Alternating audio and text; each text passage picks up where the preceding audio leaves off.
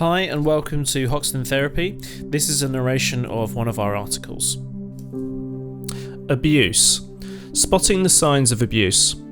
The term abuse can mean many things to many people. Typically, we define abuse as a behaviour which is aimed to control, intimidate, physically or mentally threaten an individual. Often, abuse comes from a position of power over someone else, using domination and specific circumstances to bend someone to their own will. Abuse comes in many forms and can be anything from sexual abuse to physical abuse. However, there is very little limit to what could be construed as abuse. It all comes down to the circumstance more than anything. One issue that you might have is spotting the signs of abuse. Typically, we feel like the below attributes are common signs of someone who feels like they are being abused. You feel like you need to walk around the abuser, always watching what you do or say in their presence. This forces you into your shell, causing you to blame your own behaviour. There is a definite drop-off in how often you engage in other social circumstances. If you rarely see friends or family anymore, but were once social, it's a clear sign of abuse. You feel afraid on the presence of your partner, but also feel like you could not live without them. The feeling of permanent dependency causes you to disregard your own fear. There is a desire to stick around as you fear the consequences of leaving, and what it might cause the person to do. You have a direct limitation on how you express yourself, and how you express your opinions and general beliefs in life.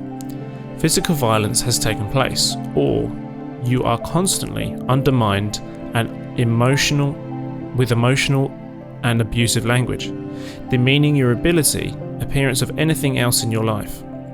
Regularly playing down your own concerns and simply doing as they say to avoid confrontation, or through fear of how they might react to you. Naturally, this large-scale description of abuse can feel genuinely quite worrying. Typically, we ask that you look for the following characteristics in the person in question too. A dominant demand for control that never stops. This is a common symbol of an abusive mind, and is often to do with control over money, lifestyle, and what you do in your life. Total lack of allowance for independence. If you feel that your own aims to educate and improve yourself are being shut down, this is a common trait of an abusive partner. Selfish thinking, where they act as the wounded party if you will not do exactly as they say when they ask. An attitude of entitlement and superiority that sees their needs always come before your own, with a lack of support for you or other people in your life, yet demanding constant support. A possessive attitude that treats everything in their life as theirs, with an aggressive undertone to the suggestion of being removed from that. Contradictory statements, such as disparaging the same behaviour that they carry out at home. Denial and an attitude of victim blaming, forcing them to always see abusive behaviour as right and defending those who abuse others.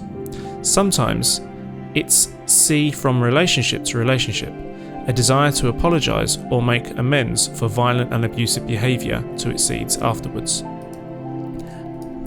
Am I an abuse victim? If you are someone who feels that they are in an abusive situation, some or all of the above and other worrying traits will be prevalent in your day-to-day life. If this feels like a situation that you cannot get away from, then you need to look for treatment. If you have been the victim of threats, guilt trips, abusive control mechanisms and/or parental-style coddling, then you might be in an abusive relationship. If you feel like this might be the case, you will notice a gradual but significant deterioration in their ability to cope. When they start to blame you regularly or treat you with disdain, you often become the punchbag, figuratively or literally, for their frustrations. From physical abuse to mental abuse, intimidating abuse, or sexual abuse, many forms of abuse do exist. If any of the above feels like a problem that you face, then it's time to act upon and take decisive action. Whether it's playing games with your mind, physical abuse, constant cuddling, refusal to let you or others leave, excessive restraint, you are in a difficult position. Whether it's sexual abuse, social abuse, financial abuse, or emotional abuse, or any other kind of abuse, it's important that you seek help. The emotional damage and mental weight of abuse is hard to escape from. If you do nothing to escape that abuse, then you find yourself in a position whereby you need to do something to get away from it. Contact us today and let's start discussing and dealing with the immense hardship and challenge that is curtailing and ending a culture of abuse in your personal and professional life. Hi, we hope you enjoyed that narration of one of our articles on our website, hoxtontherapy.com.